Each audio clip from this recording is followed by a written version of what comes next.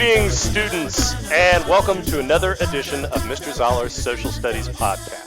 Now, today we're going to be talking about medieval Europe and a shift, an economic shift that's going to be taking place during this time period. We're going to see a revival of trade where Europe is going to emerge from this system of manorialism and start to plug themselves back into a global trading network. You recall that we said in the early Middle Ages, especially this time period coming out of the Dark Ages, everything economic is centered around that feudal manor.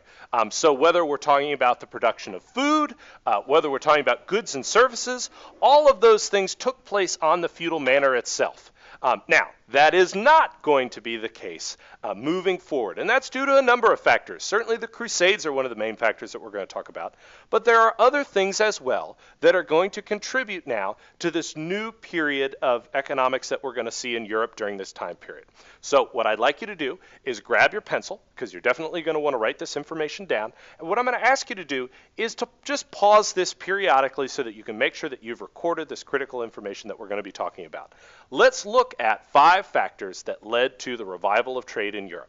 The first thing that we're going to talk about is the Crusades, and certainly the Crusades are the catalyst of this time period. So our Crusaders are going to be, for the first time, leaving behind these feudal manors. They're going to start to make connections with other people. They're going to start to become aware of the sorts of goods that are available in these foreign markets. And when they return to Europe from the Crusades, they're going to want to make sure that they have access to those goods. So that's one of the 5 factors. But that's tied in closely with another, which is that these Italian ships are bringing in trade goods from Europe. These Italian merchants are very shrewd.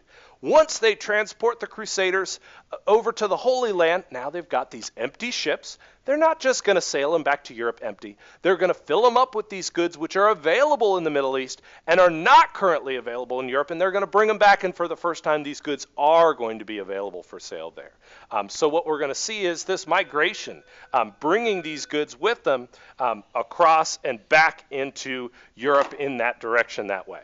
Now, let's talk about another thing, and this is already written into our chart, but there's a trading region called Flanders, and in Flanders we're going to see a trade network develop. This is going to be up plugging in kind of the northern part of Europe up in this region up here, and they're going to provide markets for these goods, bring in goods, and people are going to travel to this region in order to procure them that way.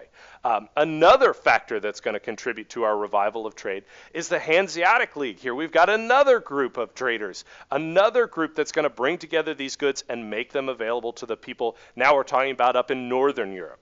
Another group of people then that's transporting goods during this time period is our Vikings.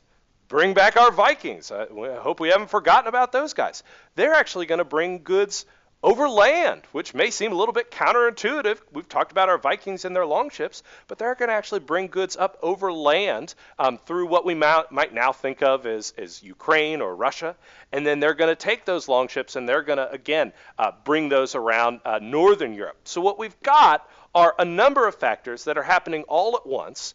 The Crusades is certainly one factor of making people aware of these things, but what we can then do is see how these goods are going to be taken from the Middle East, and they're going to come up through our Italian city-states into Europe. They're going to come up with our Vikings, and then they're going to be distributed from some of our trade networks like the one that we've got in Flanders, like the ones that we've got with our Hanseatic League up here, that will then take those goods and distribute them throughout Europe. So for the first time now, we've got these goods that are available throughout Europe now, which is going to benefit all of our people, and we're going to move beyond this system of manorialism that we've spoken about. Now, if we back up from this then, here's what I'd like us to know. Let's examine, first of all, our essential question. What are the Crusades and how did they influence medieval life? Well, the first part of this question we've really answered in previous lessons. But this second part, how did they influence medieval life? This is a bigger picture question that I want you to understand. The Crusades are not merely this system of battles. Certainly that's a part of it too. They're also, though, going to have this profound economic impact. So I want to make sure that you add that as a factor in answering your essential questions here. That's all for today's podcast. I hope that you have enjoyed it, and I want you to keep studying the social studies.